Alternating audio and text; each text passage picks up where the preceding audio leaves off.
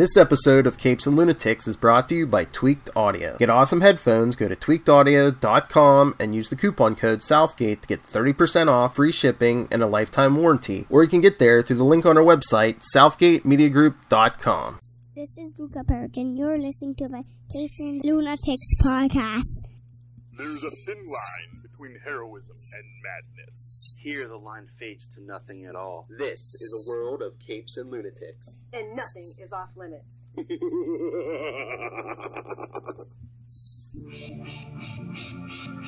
Ho, ho, ho, and welcome to the special Christmas edition of the Capes and Lunatics podcast.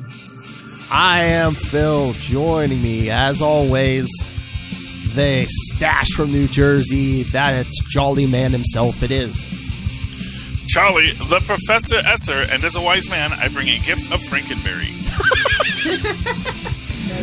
And the Grinch from Florida, the Queen of the Armadillos. It is. With my heart 3 times too small, it's full of hellfire. Don't you forget. And why is this blue? Philip, fix it and make it red and green. Sorry. I will. Alright, and my Christmas list is complete because, look who's here, Tyler Patrick. With my Santa hat and shirt.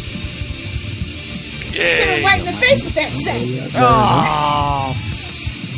Yep. There we go. Well, the background's all funky, but alright. Anyway, so, it's Christmas time. Deadpool in the back. Ho, ho, ho. It's the only red one he had. Either that or Superman. Anyway, so it's Christmas time. Lilith's on vacation, but we pre-recorded a little something for you, a little special, where we discuss our favorite holiday issues. So, how are we going to do? And by issues, you mean comic books? Yes. Not Yeah. the issues Not that we have. Our issues with the holiday. Yeah, no psychological. Yeah. Festivus for the rest of us, I tell you. Feats of strength. Now the airing of the grievances. Let me tell you what problems I had with you people this year. No grievances at all with any of the issues that I picked. Well, I should hope not. It's everyone's favorite, supposedly. All right, I guess we'll do like rounds. Everyone will do one, and then everyone will do their second one. So, who wants to start us off? Charlie's itching. He's chomping at the bit. I will open with the great She-Hulk by John Byrne, issue number 8, where the world's greatest detective assists her. And, of course, who is the world's greatest detective, my friends? None other than... Oh, come on. Batman. No. Nicholas St. Christopher. Let's see. Can you see any of that? Nope. It's going to be too... But there we go. I see a little Nicholas bit. Yeah. St. Christopher. Yes. It's... I like it. It's fun because this is just after she's getting back. Oh, see, the world's greatest detective. This is just after she's getting back from outer space, where she actually did. I believe she hung out with a guy by the name of Warthog and Who's this, Lilith? US 1 Ulysses S something. And then she realizes that her car is going too fast. She's going to crash into the planet. But then, of course, fortunately, it has air brakes. Bum, bum. Yes. She does the little cross-panel trick to get from her office to her apartment, or actually her apartment to her office, where the blonde phantom is now her secretary. Because if those who don't recall, at this point in history, the blonde phantom had de-aged and was back hanging out with her. She is prosecuting because she just got a job with the prosecutor's office. And she's got this mean Australian guy has to get him convicted, and then she gets a tip. What the She gets help. Those Australians, man, let me tell you. She's apparently having dreams about Hercules. As you do. Have you seen that loincloth? Hubba, hubba. Yeah, here we go. Yeah. It's Hercules in like a Namor Speedo, so, Imperious Rex would never. Yes. But anyway, she meets up with it's so hard to see these, but she meets up with Nicholas St. Christopher, the world's greatest detective, who just knows whether you've been naughty or nice. Exactly, and they sneak down the chimney of an apartment that they now have to, where evidence can be found, which they then have to link to the bad guy. And of course, She-Hulk gets, says we have to do this legally. We can't just go into an apartment. Otherwise, all of this stuff is inadmissible. And they find out that the apartment was rented in his girlfriend's name, who has already gone back to Australia, mate, because she dumped him and he was supposed to finish out the lease, but he didn't pay the rent. So it's all sorts of problems. She had to go put the shrimp on the Barbie. So she's coming back to testify. And that's how they convict the guy. But then Nicholas St. Christopher tries to put the moves on She-Hulk, and then his wife shows up. When she is not having any of this, and she does not like this big green hussy. Wait. It's a Seinfeld reference itching to happen. Is he married or is he poor? He's both. Yes. He's married and he's a superhero. So yeah, it's a really fun book. If you want a Christmas issue that doesn't take place at Christmas, but has the world's greatest detective in it, feel free to pick up She-Hulk number 8. Also available on your Marvel Unlimited app. What year was that from? Do you know? Oh, I was going to say, what is that, late 80s or early 90s? Yeah, this has got to be, I don't know, I believe it came out in 1988, so. Well, I was going to say, if I keep the list, Lilith, should I, put links in the show notes to, either Marvel Unlimited or DC Universe? Yeah, so Sensational She-Hulk, this run premiered in 1989. This was the 8th issue, so I'm guessing 1989, 1990. Okay. Just want to make sure, because, every book's been rebooted a billion times, so we just want to make sure everybody's reading the right one. Well, that was the John Byrne ones, right? So that was the John Byrne ones. Although, interestingly enough, looking at some of the ones around it, apparently Steve Gerber started writing a few of them, so. Oh, that John Byrne was busy. He's like, I can't get this out on time. Yeah, I really got to go back because I got to find out if she ever opens up the gift that Nicholas St. Christopher gives her. Because I thought that was going to be a reference in the next book because there is a box in that, but I thought it was going to be that. But anyway. That's just a really nice package. So got to catch up on these. And look at this. Just prior to this, she fought a guy we all remember from the recent Immortal Hulk run. The White Hulk character. Oh, yeah, that. Yeah. I forget his name. To a TV screen near you, probably. Yes. So. Zemu or whatever, yeah. Yeah, I got to go back, read that one, and then read some more of these because, man, I forgot how much I love John Byrne's She-Hulk. Burn. All right, so Tyler. Let Tyler go next while the kids are quiet. And it'll mix it up. It'll be a DC. All right, come on. Tyler. You're on mute, man. Plot twist. It's not. Yeah, I got you on mute just because I'm keeping the ear out for the thump upstairs. Well, I know you've grown in your beard for the holidays. Yeah, it's the winter. It's the winter beard. Just going to keep growing. It's the Ohio winter to keep the wind chill at bay. Oh, if you guys only knew where I live is like a plane, so wind is horrible. There's nothing that blocks it. So, my inflatable that's outside is strapped to the house. Because we had one get away and I found it along the fence line where just the wind had but picking 3 stories was difficult. I read through I didn't want to go with some of the obvious oh yeah, Batman, Noel, yeah, so I sat down the other night and I went through. I have a bunch of the holiday specials and I have some different digital issues. And I kind of just marked them as I went, and then I'm sitting here flipping through all right, which 3 do I really want to talk about? So the first one I chose actually, and it's from there's my daughter. This collection, one of the Walmart collections, the superhero holiday specials.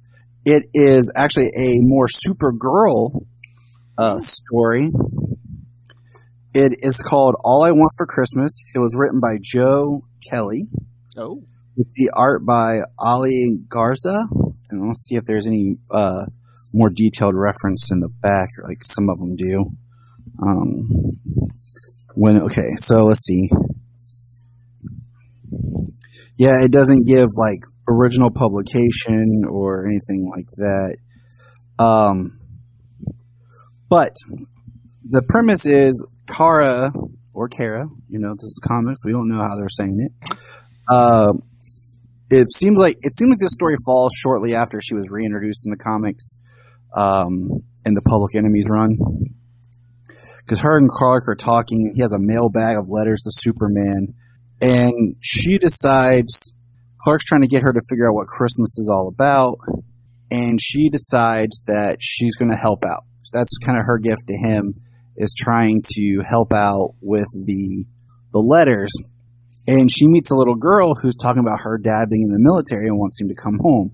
So Kara goes and sees a little girl and, talks to her and tries to talk to the mom. And the mom's really cold and about leaving them alone. And then I thought this was cool because we have a nice scene of Kara actually hanging out with Alfred. Oh. She's using the back computer.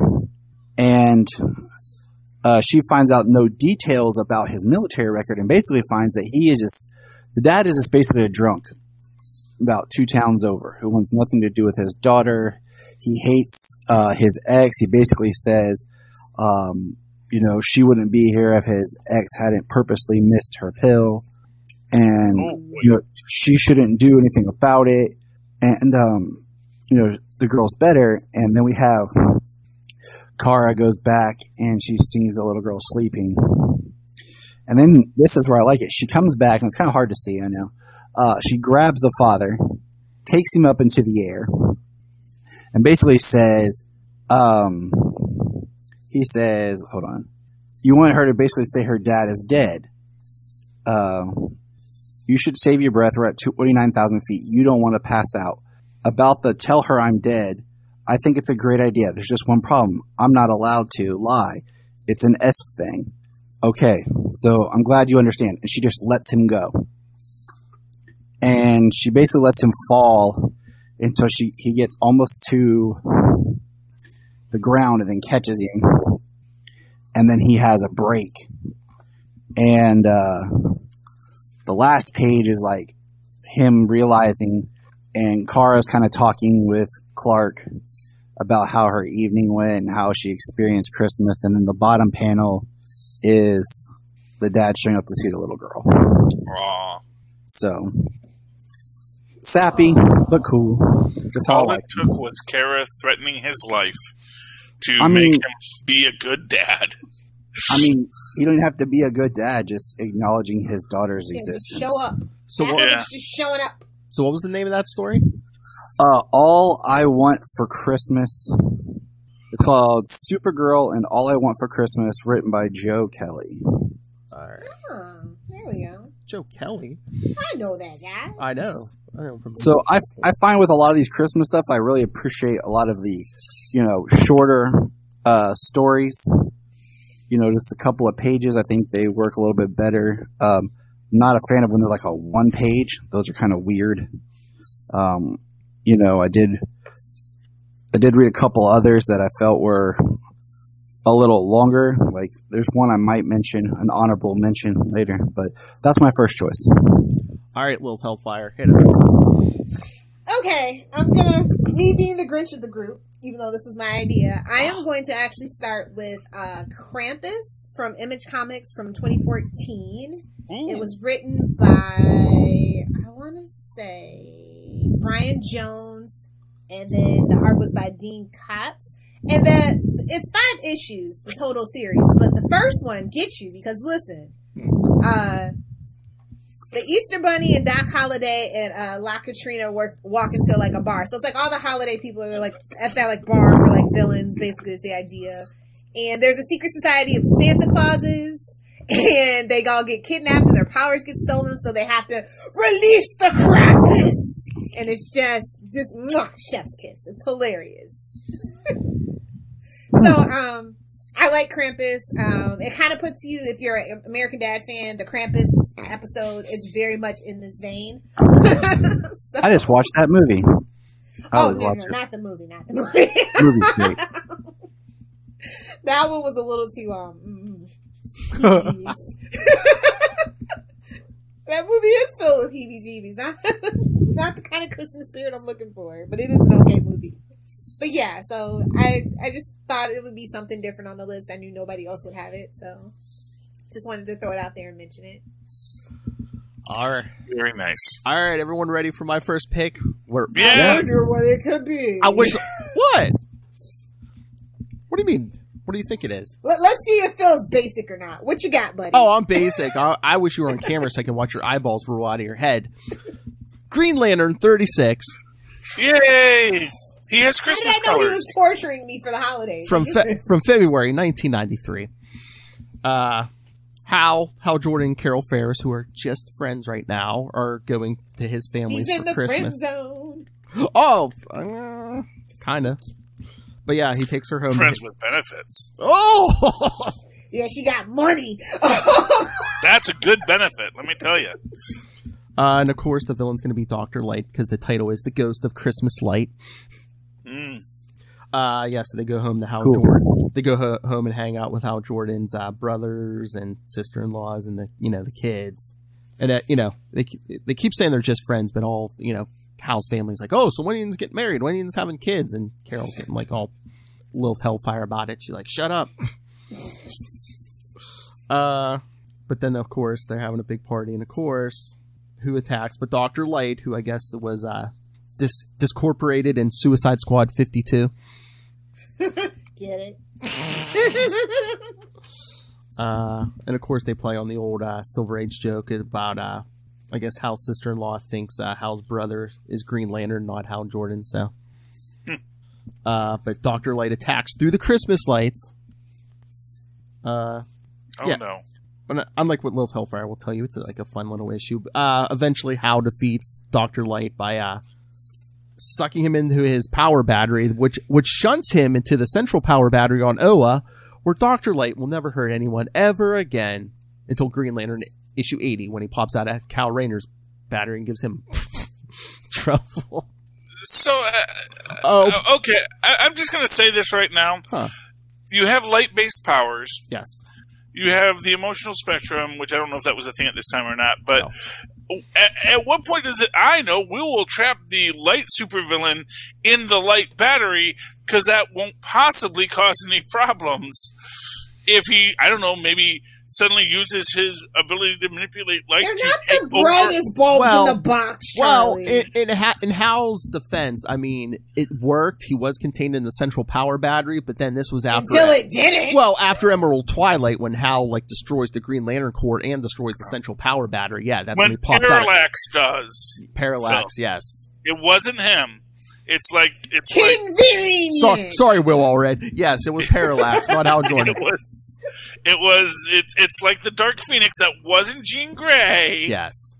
That was this whole other cosmic entity who manufactured her. I was just along for the ride. But no, anyway, yeah, Dr. Light was contained until Parallax destroyed the core and killed the Guardians. Yeah, blew up that central power battery.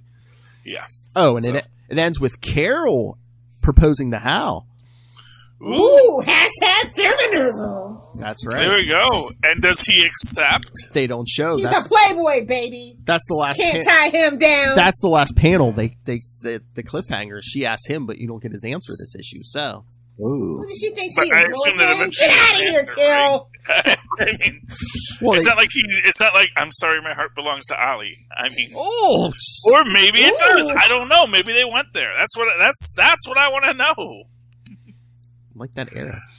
Okay. Right. So my second book is the Gwenpool Holiday Special, which was supposed to be the Marvel Holiday Special, but Gwenpool's new to this universe and she's taking over. Omega level mutant that she is in current continuity. Oh, that's going to be a whole bag of hammers, I'm sure. By the way, big shout out to MODOK #1 that they do reference Gwenpool in that. I don't think Gwenpool is just be clear. Gwenpool is Charlie's Quasar. He will scour the galaxy, every nook and cranny, for just a sweet, sweet cameo. She's the best character next to Boulder.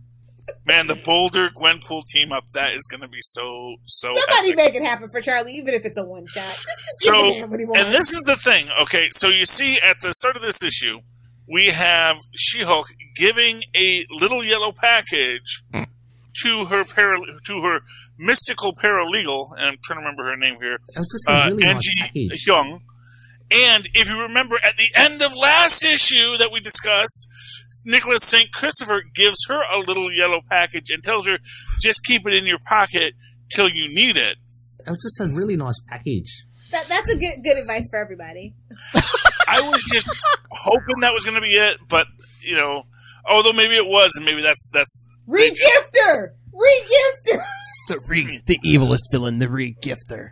And we have, this is after we have established that Angie Young is, in fact, a superpowered mystical being, and she gives what is essentially a folder of holding to Jen, and whatever she wants, the thing she needs will always be right on top, and of course it pulls out champagne and glasses This for is a the little pig. Hellfire story?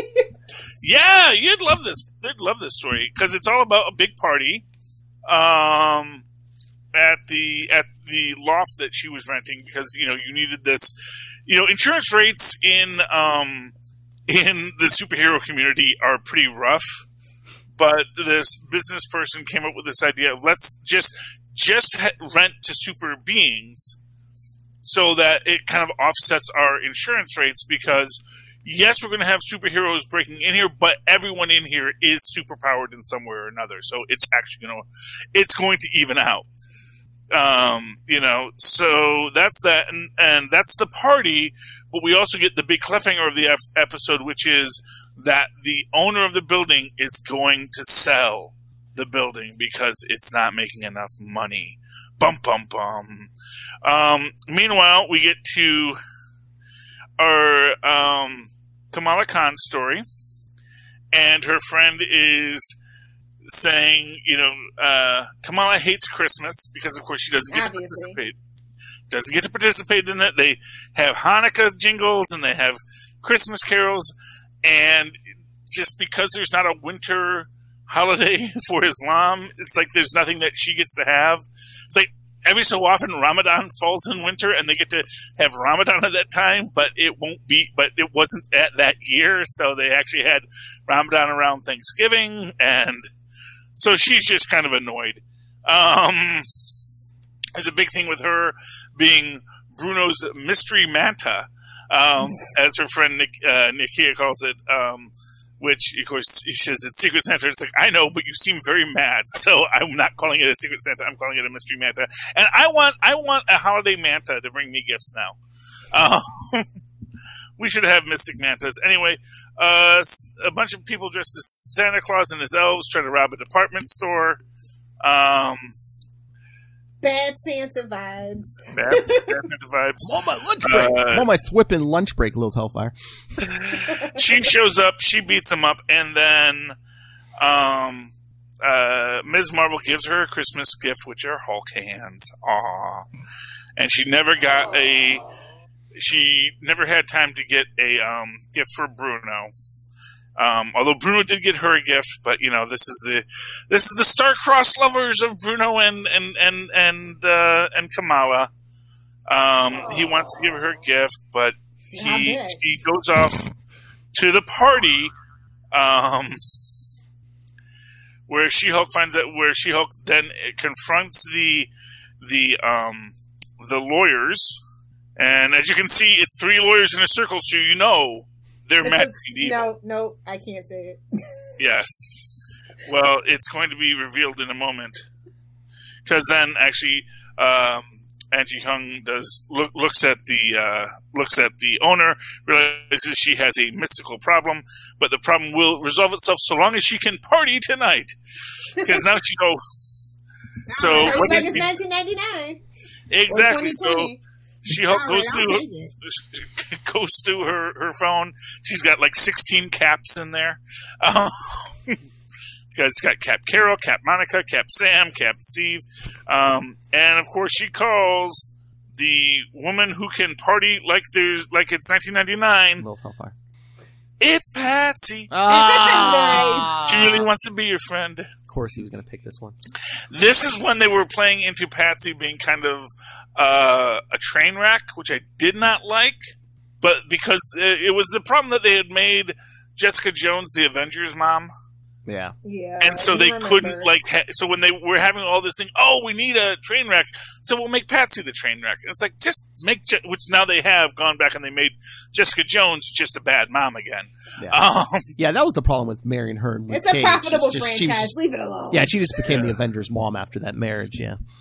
But here they're making her use her powers of partying for good. As you do. As you should. And then we get the Hawkeye Deadpool team up that you've been waiting for. Okay. And basically they have to catch this guy who's been apparently picking pockets or something. It seems like a real low-stakes crime for them, but it's a Christmas episode and we get to have Hawkeye wear a Santa suit, which is half the fun, and Deadpool wear a Santa suit. And he's a purse snatcher of some sort, so they're staking out for a purse snatcher. They catch the guy, obviously. But he's like, oh, man, I got a wife and kids and stuff. We get little Kate Bishop. Oh, cool. We have the Kate Bishop in the subway. Kind of reminds me of that image we recently got of Kate and Hawkeye walking down And Pizza Dog. Making their way downtown. So anyway, they don't take him in yet, but they let him go home so he can actually be a good dad to his daughter, which we also see is kind of like, much like the previous moment, is sort of like, he's not usually this, but Deadpool gets this girl a lot of toys, and as you do, and they go to the daughter, and that's lovely. And then they are going to go to She-Hulk's party, but She-Hulk has a no Deadpool rule. As you should, because Deadpool causes problems. But then Kate it's and just, unadulterated mayhem. Only and some people just aren't into it. Only one fourth wall breaker per party. Exactly. Yes, and you're gonna have 3. Yeah. And then Hawkeye and Kate and Deadpool go to have dinner together because they didn't want to abandon Deadpool on Christmas. Okay, now we get the big reveal. The party's in full swing, so our evil lawyers have to actually reveal their true selves. And what are they? What are those that bring evil at Christmas? They're humbugs. And they're bringing everyone down. Even Howard and Aunt May can no longer dance. And then Patsy, with her super magic senses, says, hey, those lawyers turned into bugs. That's probably a problem. And they use their humbuggery to thwart Patsy, make her no longer want to party like this 1999, turn Jen back into She-Hulk back into Jen Walters. And then we get our Gwenpool story. Yay! She has to kill a snake guy. She does like 5 minutes of a sword exercise, realizes swords are hard, so she has to fight the guy, but she actually push him off the page. It'll be fine. Yeah, well, she can't do that yet. She didn't find the white space. She hasn't been able to do the Flex Mentallo move yet. But in this one, she stops Googling sword fighting and Googles how to make a bomb, so she blows the guy up. She gets the money for the thing, but realizes she's alone. Oh. So she goes to She-Hulk's party. In fact, I think she gets a text. From Howard. Howard invites her to She-Hulk's party. So she does show up. She finds Kamala. Kamala is not cool with killing people, as you know. And she gains her self-confidence. She has Marvel Boy kick up the beats, and they do party till the very end and save the location. Yay! And then you can read all about all of these people's other adventures in their own books. So yeah, Cash grab, happy cash grab, holiday cash grab. Merry cash grab, people. Yes, well, it was fun, and I'm sorry if I took a long time there, but anyway. But my favorite is the next one, so that we're going to go into depth on. All right, Tyler, what do you got? All right. So this next story is about a hero that is near and dear to me and Phil. It's the Man in Red. Who might that be? Santa? But out of this collection, The Flash. Now, who is fast enough to visit every house in one night? I picked this story because not only is it a good story, I liked it because it shows and helps reinforce characters and their motives. And it's a more recent story. It's from the Rebirth Holiday Special. This one is written by James Tynion IV. But basically, it is Barry. Starts off with Barry and Iris visiting an orphanage, and he's talking about, that Santa, will he find the kid at the orphanage? And he's talking about how Santa will, but Santa has help when he's in Central City and everything. And then it kind of cuts to, it says Santa has very special helpers, and it shows the rogues robbing a bank on Christmas. And we see Captain Cold, we see Make the Plan, Mirror Master, and Firefly, and we see that they're battling, and it causes a truck to crash. The truck is delivering toys to the orphanage and to charities for Christmas. And the driver says basically, can you imagine how bad Christmas morning is going to be? And Flash is like, yes, I can. And Captain Cold basically says, Flash, can you get these where they need to go? He says, yes. Having a bad holiday can mess up a kid for a pretty long time. I don't want that on my conscience. Here's the stuff. We didn't rob anything. Take care of the kids. And, Captain Cold just turns it over, what they stole, walks away, and it creates a truce between the Rogues and the Flash for Christmas. Aww. And just this one day. Snart says, have a merry one, Flash. Trust me, I'll be making your life hell in a few weeks. And then we see the Flash running off, and he mentions, every year since then, the Rogues and the Flash have had a truce over the holidays, so Santa's sleigh can get out of the sky at night. And you see the Flash show up at the orphanage and surprise the kid in the present with his gifts. So I liked it. I find a lot of the Flash holiday stories some of my favorites and fun. There's a great Wally West one that I read. The Flashes are the most empathetic out of all the major heroes. Some say it might be Wonder Woman, some say it might be Superman, but Flash at the end of the day was a guy his whole life until he got his powers. I agree. Exactly. The Wally West one was great. It had a great part. I showed Jania about, it was basically Linda just wanted Wally to actually listen to her because they had so much time, and he picked out a special surprise for her, and she's like, this is what I want. He's like, no, but it's for me. And I'll just let you think Classic about Wally, to be honest. So I've actually enjoyed a lot of the Flash Christmas stories that I found. So very heartwarming. Now for another Grinch pick, Lilith Hellfire. Hey! Okay, I just want to ask this question because I can do another one. Did anybody do Christmas with the Superheroes #1 from 1988? No. Okay, perfect. So that'll be my next pick then. And it's the one that has the cover of like Green Arrow and Black Canary, Superman and Batman, Robin and Wonder Girl on the cover. It's got E. Nelson Bridewell, Mike Frederich, Bob Haney, Paul Leibowitz, and Denny O'Neil. And then we also have Neil Adams on some artwork and Frank Miller. And that's actually the story that I want to talk about that's in here. It's the first Christmas with the Superheroes. And it's pretty cool. All the stories are pretty cool. But Wanted, Santa Claus, Dead or Alive with Frank Miller, taking a swing at Batman. They're hunting down the thief that's dressed as Santa. And then we see the Teen Titans. Also, the Teen Titans are in there with Swinging Christmas Carol. That's absolutely freaking hilarious because they're reenacting, the Christmas Carol story. So those are my two favorite stories out of the whole one. But the artwork is so great. It's so campy, so cheesy. Who is the Scrooge character in the Christmas Carol story? Is it Robin? How did you know?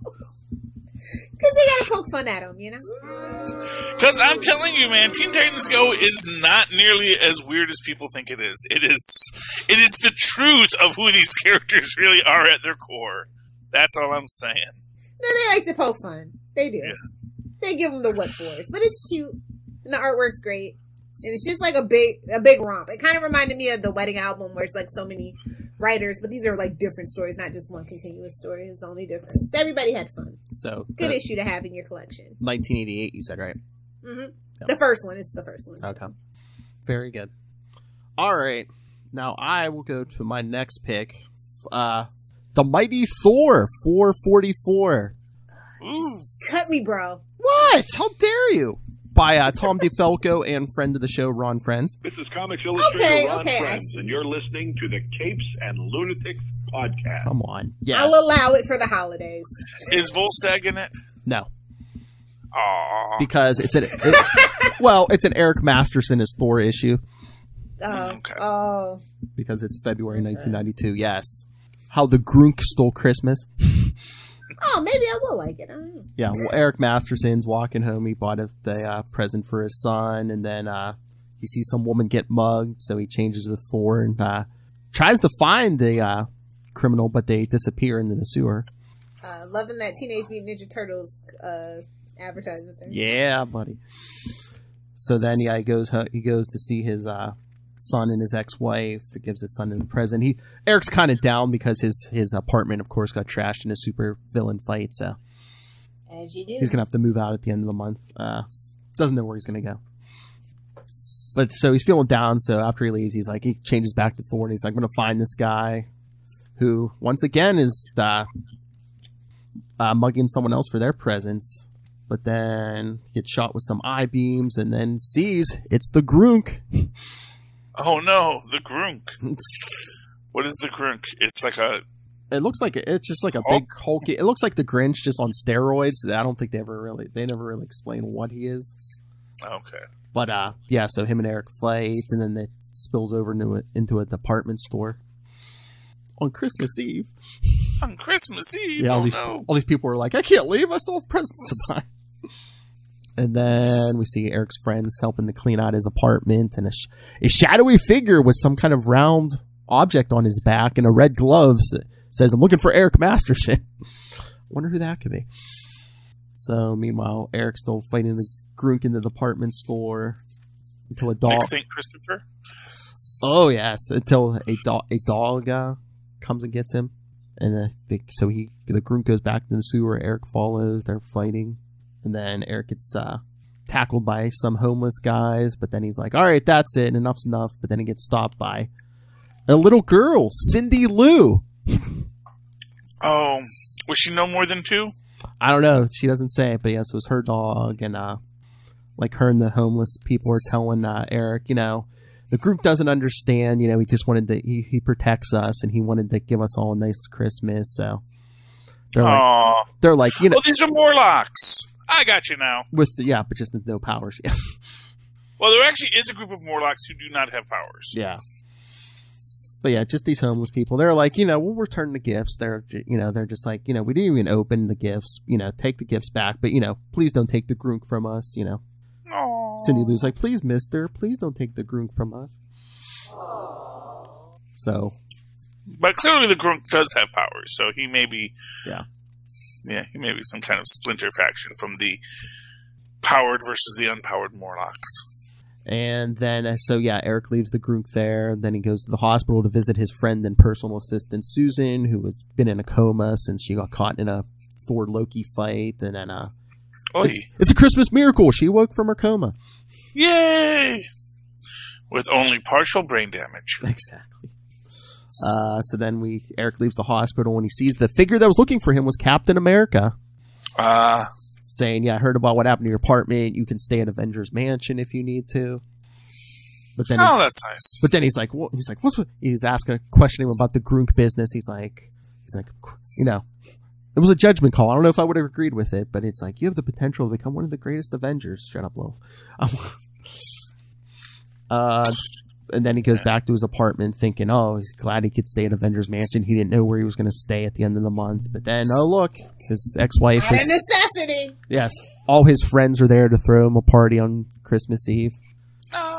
It's a wonderful life. Including, you probably won't be able to see through this secret identity, his old buddy, Harry Cleese. Harry Cleese? Harry Cleese? Oh, Hercules. Yes. I guess you really can't see through its secret identity. I can't see through anything. Okay. So let's get to what is the best Christmas book ever written. Actually, I'm sorry, the best holiday book ever written. Say, is this the final round? Final round. Yes, because let's face it, it's not all about Christmas. It's not all about what you want, and quite frankly, sometimes you got to stab Santa with a katana. It's a misleading cover, don't worry. So we open up. Wait, what is it? This is what? Which one is it? Oh, sorry. This is the official Gwenpool holiday special. I'm sorry. This is the holiday special Merry Mix-Up number 1 from. Wait. So what was the other one? Well, that was the Marvel holiday special from that year. This is which Gwenpool took over. Okay. And then the next year, Gwenpool gets her own one. Okay. So it's a process. Anyway, so we open up.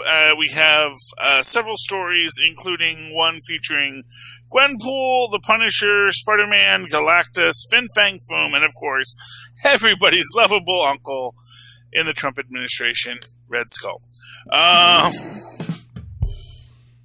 Yeah. So anyway, so basically, as you can see, Galactus is in Manhattan. Gwenpool starts to freak out. As you do. And everyone's like, why would you? Of course Galactus is here. It's the holidays. Galactus always comes during the holidays because that's part of the tradition. And then they go through all of the different traditions, like Pantsgiving, which is where everyone gives everyone ridiculous hot pants to wear, and we all have to wear hot pants. Pants come off next.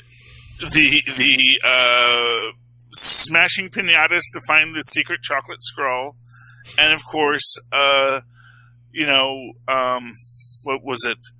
Fishmas or the Feast of Fish, which commemorates the time during the Great Depression when Namor brought fish to starving people, and which is why we have the song, last Christmas I gave you my fish in the spirit of Namor who gave us his fish, but this year I'm saving my fish because you don't like my fish.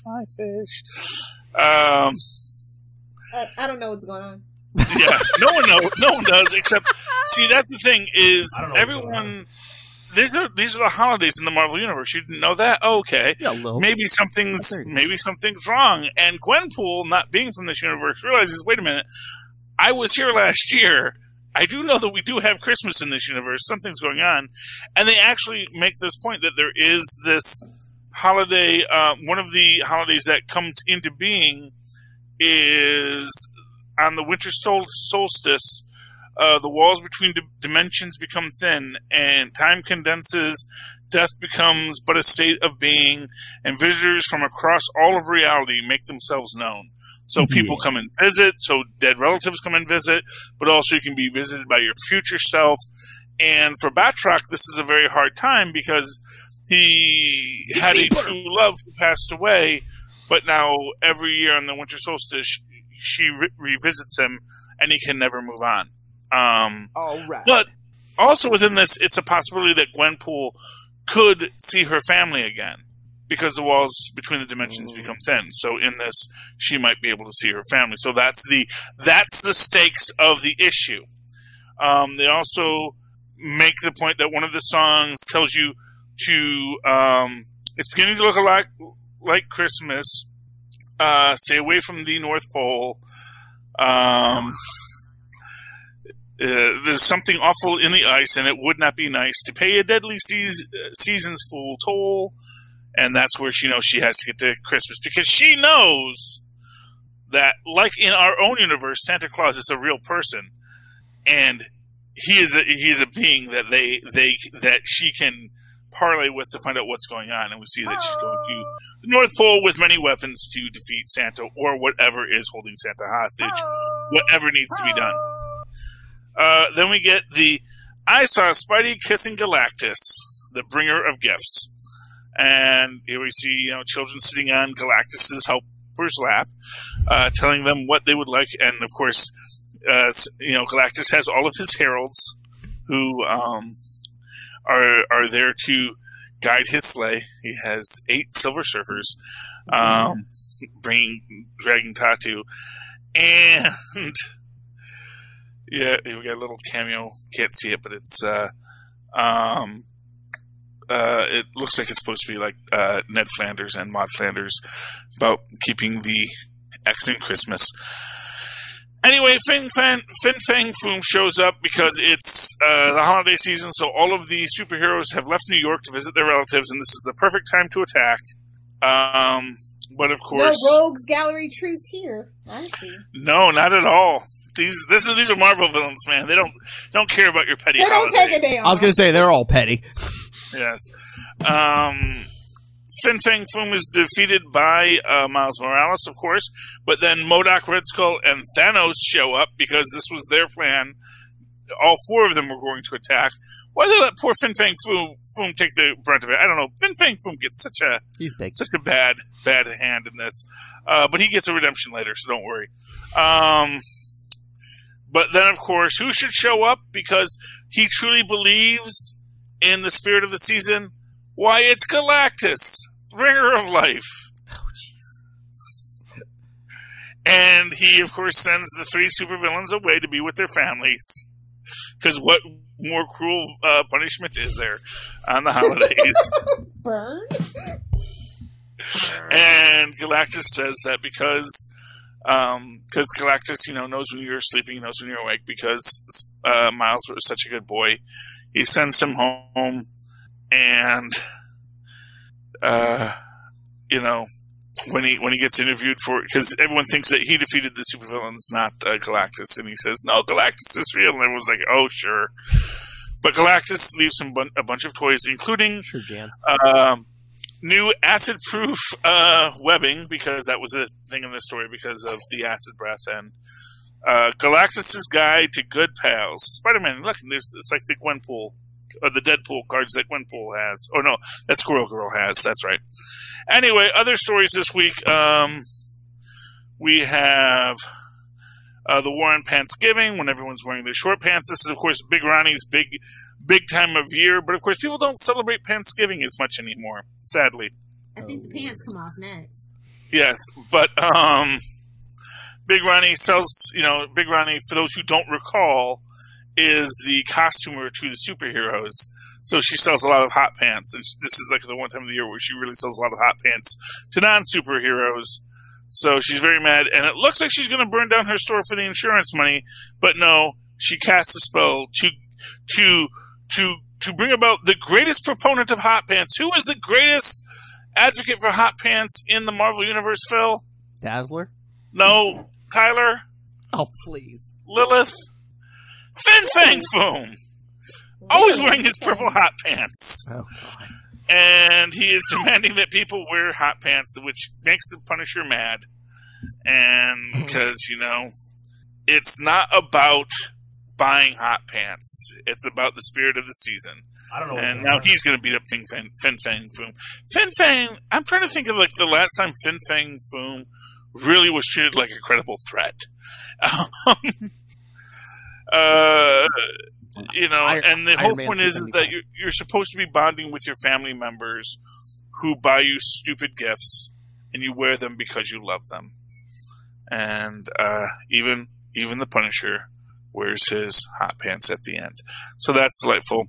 And this is short shorts. Frank Castle wears short shorts.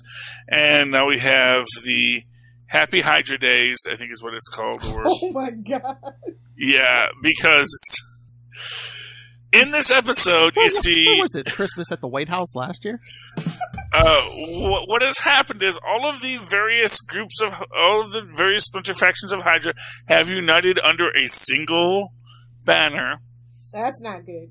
And he says, "Hail," and of course he says, "Hail Hydra," and the woman at the counter says, "Hail Hatred," back at him, and he gets very mad because, you know, the rule that essentially not every terrorist organization hails Hydra. Some of us hail other things, like multi-headed griffins and whatnot. And he goes to the evil council who are in charge of the current iteration of this group, and they say, you know, really we have to respect all of the other members of our crew, including the IT guy, Jared, because Jared complained. Jared was the one who complained about everyone saying Hail Hydra when he himself does not Hail Hydra. Leads to a whole thing. He gets visited. Of course, here he is captured. And he was very excited because they were about to conquer the entire eastern seaboard, which of course is the best seaboard, as you all know. Oh, burn. Yes. He's talking to Hawkeye, who has been captured in this, and puts him in it is a catapult, not a trebuchet, because it is using the resistance rather than a weighted thing. But he gets visited by the ghost of Hitler, who shows him the juice. It gets weird, man. Shows him that.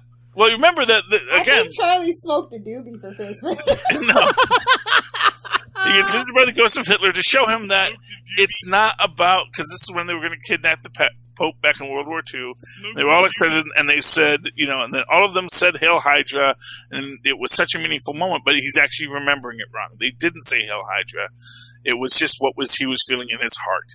I'm that kind of freak. And then, of course, all the superheroes go and defeat Hydra, as they do. And that's that. Meanwhile, Gwenpool, she's off to the North Pole to deal with Santa Claus. There are crazed monsters out in the North Pole that looks like one of the Beholders or something, or possibly Shemagorath. And she's got her gun. She smashes in. There's Santa with an axe. But actually, it was because Santa was worried she was like one of the monsters from the North Pole to attack. As it turns out, the whole thing was that Santa just used his magic because he wanted a day off, and he knew that there was enough cosmic energy in the Marvel Universe that something would fill the void, and he wasn't going to be too worried about it, but that everything got screwed up because of this. So he knows he has to go back, be Santa Claus again, but also knows that if he does this, he says to Gwen, I understand one of the new traditions will let you see your family again. And she's like, I know, but the right thing is you have to go back and restore Christmas. And she does, and she has her Christmas with her found family, where, of course, they're singing the 12 Days of Christmas. They get to the Lords of Leaping, and that is what Bratrock does. 12 leaps for Christmas. And that's nice. And you see here he is. That's her and Santa in the sleigh. And then we have Deadpool do a little Halloween bit, which is fun. Yeah. Let's see what happens in this one again. He goes to the Deadpool costume contest thingy, which is hosted by Squirrel Girl, of course, and he figures he should automatically win, but he doesn't know how cosplay contests work, apparently. Exactly. So, and he's very, very upset. But then he realizes that Leather Boy is there, who is the killer of Monkey Joe, because he's out to kill Tippy Toe now. And once they realize that, they get into a fight, and then Rogue, I guess maybe Rogue and Deadpool were kind of a couple at that time. She takes him back, and somebody get Gambit on the phone. Yeah, it was a weird time anyway, but it ends nicely. I like it, and just in general, it was a good issue. Yeah, I like it. There's nothing I have to say bad about it. It was my favorite. It is to this day my favorite holiday issue of any book. So, there we go. All right, Tyler, you're up. Last one. What's the best? Wow. So, Smoke the we're gonna go back, and this was a toughie. There was a great story that I thought about. That was written by Mr. Dan Jurgens. That involved Superman and answering letters. There's a great classic original Superman story written by Jerry Siegel, where Superman helps out Santa, teaches some kids about toys, and fights the greatest Superman villains ever that have not come back in modern comics. Just let me read you their names real quick. See how you guys appreciate this. Let me pull this up here from the depths of the past. Superman is taking on the wonderful Dr. Grouch and Mr. Meanie. These two definitely need to come back into play. But what I ended up choosing was one that just kind of shows, I think, a little bit more of the spirit of Christmas, of the holiday, just in general, the time of just about self-sacrificing your time, yourself, your energy, but then remembering the people you care about. And we go back to the Man in Red, the Flash. Oh. With Flash in Hope for the Holidays. This one starts, it's written by Joshua Williams' son, with Neil, I think Goog is the artist. This was part of the holiday sequel for the Rebirth collection. And it starts off where Barry is talking to Wally, and then we see that Rainbow Raider is attacking the airport. Barry runs and ends up stopping the Rainbow Raider, but then all these people are trapped at the airport. And Barry meets a little girl who's there on her school trip, who was visiting Central City, and she just asked him if he could take her presents to her parents for her. So her parents are home, missing her. She's a little girl right here. Can't get this whole backwards thing. And Barry gets an idea, and we see the parents here, missing their daughter, and then boom, there she is. The Flash decided to just run her home with the gifts. And then we see the Flash is taking everybody home. And at the very end, Wally, who's all by himself sitting here, Barry shows up with his gift for Wally of just spending time like they always used to do together.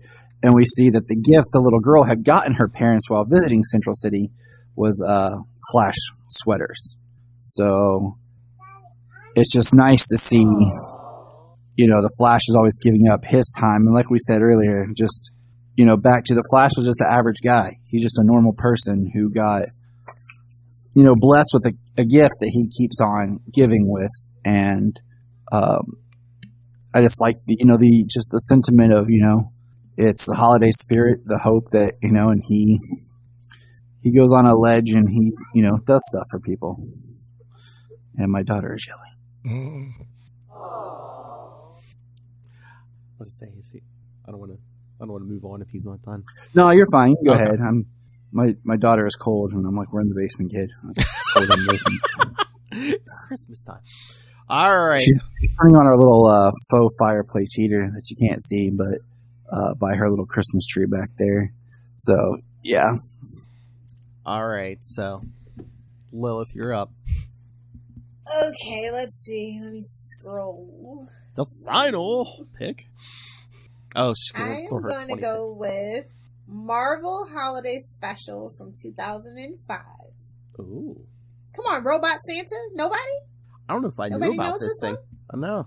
Yeah, it's like the Avengers Christmas party. Spider-Man has to come up with the plan. And then Captain America gives that speech about believing in something. Really? Oh. Really? Nobody? It's got Fantastic Four on the cover, guys. I don't think I've read it. I don't think I've read it before. Yeah, what? It's from 2005. It's really cool. What?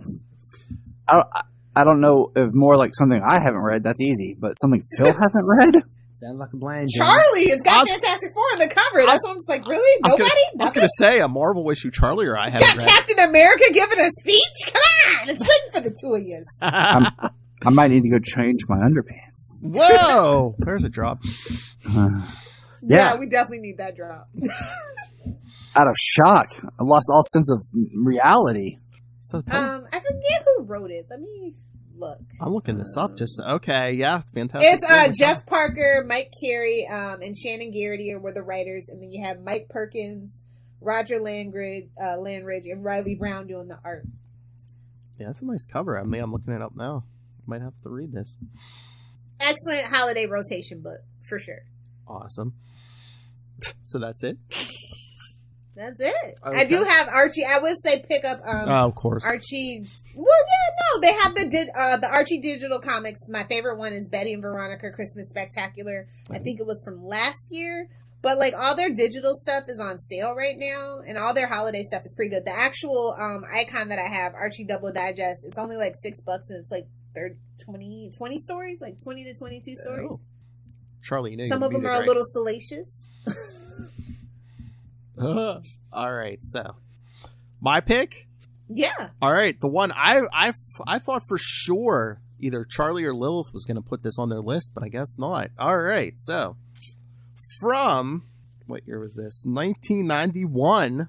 Well, it's February 91 on the cover. The Incredible Hulk 378. Oh my! I for sure thought Charlie would have had. I know. I thought Charlie would have stole this from me. Yeah, no. Like when we pared it down, it was on my top like 20 list, but when we pared it down to a shorter list. So guys, let me explain something to you. I don't know issues very well. Yeah, but so I know thought there are a lot of Christmas issues, but trying to find them on Marvel Unlimited isn't necessarily easy. True. Like it would have been you can't great just search Christmas or holiday. I did, and it doesn't give you that as an option. Your search function sucks. Fix it, Marvel. Yeah, I mean, really, honestly, they should Christmas. be like, here are our best holiday books since it's the holiday season. I could see that happening. Yes. You know what's But they chose interesting, not to do Charlie? that. You say that last year on DC Universe, they did have like a tab of like holiday books. And I was just kind of, when Phil said, hey, send links for your stories, I was flipping through my DC Universe here to see if I could find some. They don't have that tab, or at least it's not coming up on my app. I don't see it. They're in transition, Tyler. I know. But I mean, they're still adding stuff, you know, like that it's their That's last not a month. good sign, boys. You know, it's their last month of being an actual thing, but, you know, they didn't even do that to boost the comics that they want people to keep. So just throwing that out there that, yeah, it would be nice to have that as like it's the holiday. I mean, that's why you guys should be using Comixology. That's all I'm saying. It's the superior comic book for the interwebs. Auto? Does it have a subscription base? Like, yeah, and you get a discount if you have Amazon Prime, if I'm not mistaken. So, because Amazon owns it. Okay. I don't know. I how will have to look into that. And you get a lot of good Comixology first books as well, if you are a member of Comixology and Amazon. And I've discovered some really great books. Not Spawn, by the way. Nice. No, not Spawn means this isn't sponsored by Comixology. Yeah. Oh, yeah. I wasn't saying don't read Spawn. Read Spawn. No, we were saying. But if Amazon wants to be our corporate overlord, they're more than welcome. I was like, I talk enough about it. Was there a Spawn Christmas that we missed out on? There was an actual. I'm sure there was, but it's not years really ago. that great. Nah, I looked at it. I was like, nah, it's not gonna make my top picks. But I mean, no, Lilith and I were talking about it this morning. Spawn's still one of the only books that's still only $2.99. $2.99. Yeah. Oh, can I just? In the line at $2.99. I don't mean to like interrupt. I just forgot to mention because I can't find my book. I think Sayla took it. But one of my honorable mentions was Detective Comics, and I can't remember the number. Was it Sleigh Ride? It's the one written by Paul Dini where the Joker takes Tim Drake and is driving him around on Christmas. Is it 820? I had it, and then Sayla keeps messing with my stuff. So I just think that was a great one. That was like one of the first Christmas like comics I ever bought because I just picked it up off the shelf. And because I saw Paul Dini. Detective Comics 826. Okay. I still think that issue should be made into some sort of like Christmas special would be cool. Somebody get Bruce Timm on the phone. Yeah, please. Oh, seriously? But anyway, my number one Back pick, to Hulk 378. Sorry, Yes. Philip. It's just a. I mean, what's the plot? It's a flashback issue. It's Gray Hulk, Joe Fixit, our favorite, versus a disguised Taking a crowbar to Santa. Rhino. Well, it's Rhino. Come on. Oh, Rhino is Santa in this? Yeah, you don't remember that? I'm sure you read this. Yeah, no. I'm sure I did at the time. Well, Rhino is, he's homeless because he can't get that stupid costume off. So he takes a job as a department. Well, first he's a street corner Santa, and then this department store makes him a department store Santa. But then guess who shows up at the mall? Again, this was flashing back to the point where this was actually published. Charlie, it's 378. It's the issue after Samson merges the personalities. Okay. But it's a flashback to when him, Rick, and Clay Quartermain were traveling the country in that van. Yeah. So yeah. As you do, they stop at the mall at Christmas time, and yeah, there's the Rhino as Santa. So. But Merry is the Christmas, Rhino guys. causing Gotta run. anyone problems here? Hey, happy you, Tyler. Thank you for joining us. No, Yes. I heard a big thud. I hear some crying. And Okay, yeah. Oh, no. So, You don't have to tell us that. If there's a thud, you should go. That's a child. Yeah, It's- exactly. but she's kids okay. bounce. He's Remember that, yeah, Charlie. like Bumble. Yeah, I do know they do bounce, yes. Trust me. I bounced mine more than once. So Merry Christmas. Happy Merry holidays. Christmas. Happy Happy holidays. Happy holidays. holidays. But some of the kids get lippy, and then the Rhino starts throwing kids in the air. So You're getting cold for Christmas. because Joe catches the one kid, and is like, "Who are you?" The spirit of fractures yet to come. Because it's Joe. Oh my. And again, Peter David. Yeah. Yeah. And I just, you know how Rhino is probably my second favorite villain after Otto. Oh. So misused, though. Cause he's just such a sad sack. And I just want him to have a good day, That's the problem with Rhino. It just, my favorite comic book story, bar none, is probably Flowers for Rhino. So that, Oh yeah. that is just, and that's what made me fall in love with Rhino, because it was like, oh yeah, that's who this character is. But, yeah. So, did I lose everyone? No, I'm here. No, we're still here. Okay, because everyone went to... He heard a thud. No, no, just talking to my wife. Thank you. Okay. All right. Oh, but I was going to say, does anyone else have any? Gonna be much longer, Phil? No, we're almost done. No, I was going to say. Oh, no.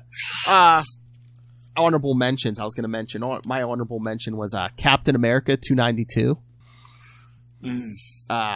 Cap versus Black Crow. Again, another friend of the show, written by J.M. DeMatteis. And this is the one. It takes place on Christmas Eve. Steve Rogers and But Bernie. we're the Black Widow. Oh, yes. But Steve Rogers and Bernie Rosenthal get engaged in this issue. Oh, good old Bernie. On Christmas Eve. Oh, she's Jewish, so there's no significance to her. Doesn't matter. It It'll be doesn't fine. matter. Anyway, yeah. I mean, there actually are. I mean, my honorable mentions would probably go to anything Fred Hembeck did. Who is a creator? It's not giving me him when I go into creators. Like, give me Fred Hembeck books. They're not giving me Fred Hembeck books. So, The shade. Oh yeah, and man, that they don't have the official handbook to the Marvel Universe on the Marvel Unlimited app really annoys me. Right to them. I will. Send in a letter to the bullpen. I will, but yeah, no, I remember, there's so many, Fred Hembeck, he is always great for any kind of holiday, and, if you ever get the chance to read any book by Fred Hembeck, especially when he writes and draws, because that's really the best ones, just pick it up, it'll warm your heart, because he always does. He always warms my heart. Warm the cockles of your heart. That's who we need an interview with, Fred Hembeck. There you go. All right. Any honorable mentions, Little Hellfire? Just pick up some Archie Holiday Digest. Like I said, it's the digital app is really awesome. It's one of the best digital apps out there. Archie's is so. And they're pretty cheap, like I said, $6 for like 20 stories, classic stories, new stories. A lot of it is Betty and Veronica without Archie. So if that's your thing, there you go. And like I said, I'll put links to all these issues in the show notes. So if anyone's interested, good luck finding them for DC. they're not on DC Universe, or I don't think so. I'm sure, but these are ones I had lying around. I was gonna say, if nothing else, maybe Comixology or somebody. Yeah. So, all right. Anything else, kids, for the holidays? Nope. Just hope everybody stays happy, safe, and warm. And inside. And for the love of God, stay in the house so I can drink by St. Patty's Day. Oh, she's going to drink. She just wants to drink in public for St. Patrick's Day. Yeah, exactly. The dogs are going to have an intervention any day now at this point. Yeah. So, thank you, everyone, for staying with us this year. Next week, we already recorded it. We're going to do. It's going to be our Austin Powers review to end the year with our friends. Another big round. Yeah, baby. Prerequisite. Oh yeah. Yeah, baby. Yeah. And I believe didn't we agree? I mean, Lilith grudgingly. Our first episode of 2021 will be our Wonder Woman 1984 review.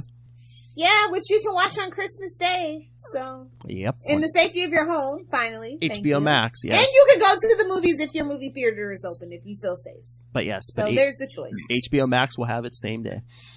So if you didn't get an HBO Max subscription, now's the time. If your free subscription is still going, good for you. Oh, did you see they stopped the offering the free trial? Exactly. Wait a minute. Was Warner's behind this the whole time? Oh, what? Oh, no. What, Cody? Yeah. We'll have to look into it. Well, probably, if it was, they probably wasn't supposed to be as bad, but, Warner's. All right. So, should we get out of here? Should we get back up the chimney and get out of here?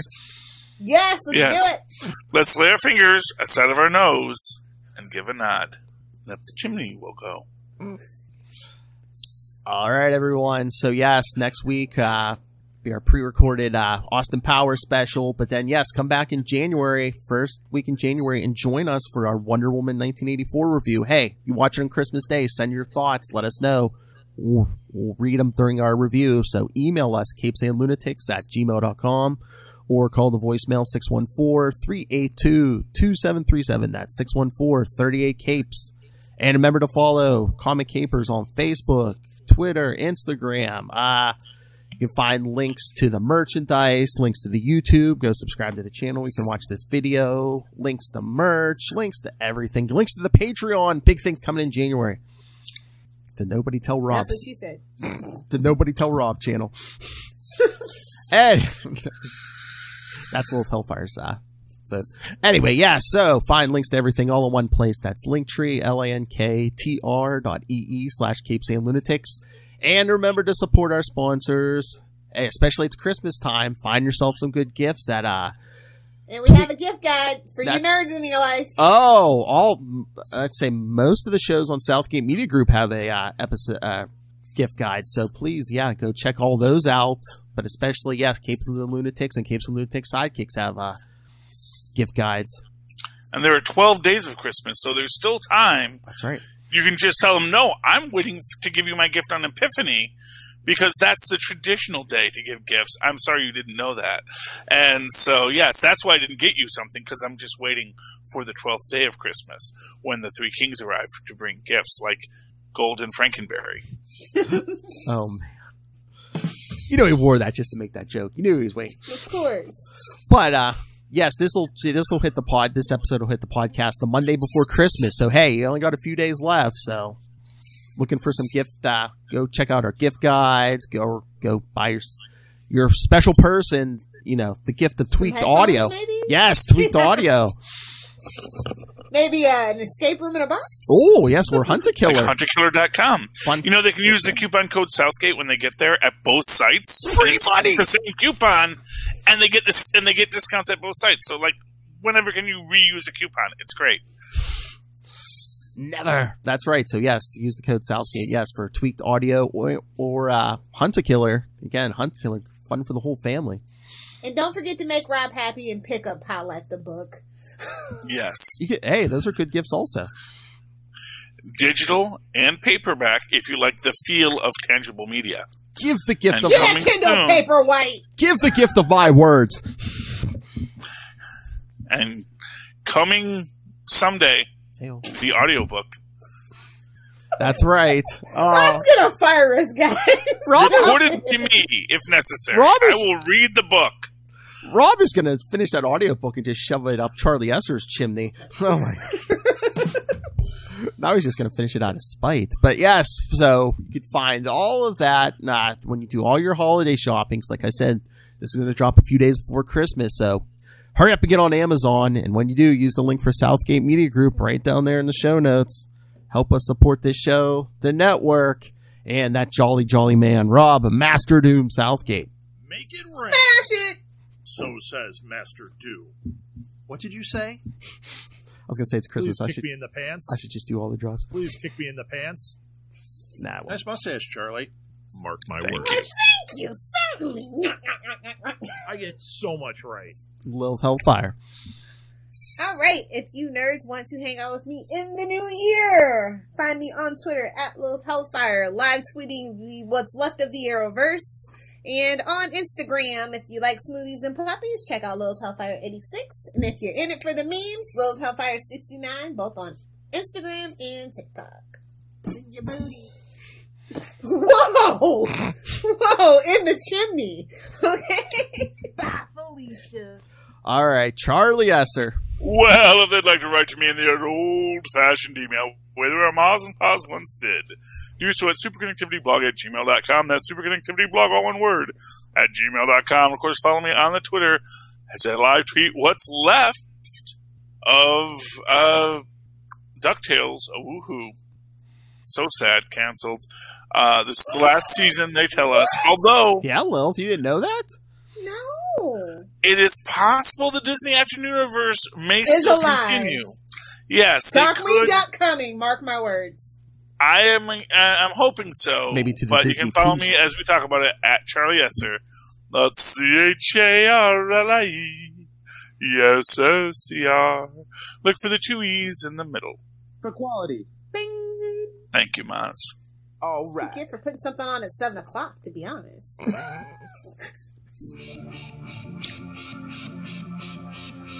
Oh, my. Oh, I have an excellent idea for the Patreon, by the way. It's called Porn Stars or People Too. Oh, all right. I was going to say, tell us afterwards, but all right, yeah. Just to entice you to join the Patreon. Interest has been piqued, huh? So do I have to be topless or do I get to be topless? Oh, look, you don't want to be either way. All right. Tank tops for everyone. All right, but for the holiday season, we have been your capes. Ampersand. Lunatics. Again, Austin Powers next week, followed by Wonder Woman in January. Yay! Have to rewatch it. And any big news that breaks, because this is pre-recorded, check out Super Connectivity the last 2 weeks of December.